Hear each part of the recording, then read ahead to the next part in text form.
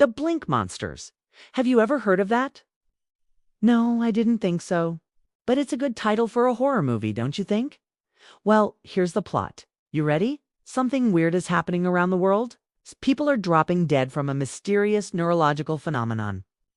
During the split second of a blink, they see a horrifying, impossible creature lunging towards them.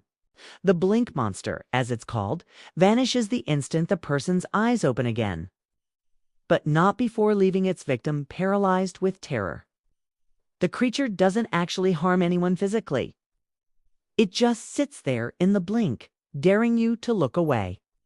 But the sheer, unadulterated terror of it induces heart attacks, debilitating phobias, and the collapse of society.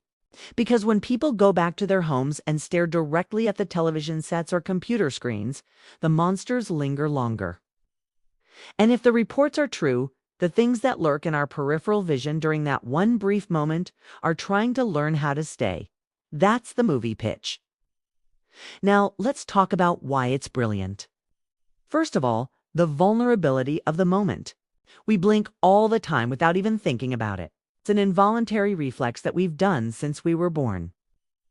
But our awareness of that reflex is mostly unconscious. We do really think about blinking because we assume that our eyes are always going to work the way they're supposed to. But this story flips that assumption on its head and weaponizes the one moment when our eyes are most vulnerable, the moment when we are technically blind. That's terrifying on its own, but it gets worse. Since the creatures only appear in the blink, they are invisible to anyone who doesn't believe in them. To the believers, though, the creatures become more real than real.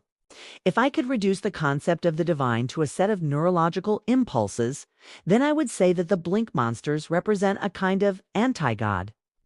A force that exists only in the space between our perceptions, a malevolent intelligence that feeds on our deepest fears and the knowledge that we are never truly safe, never truly in control.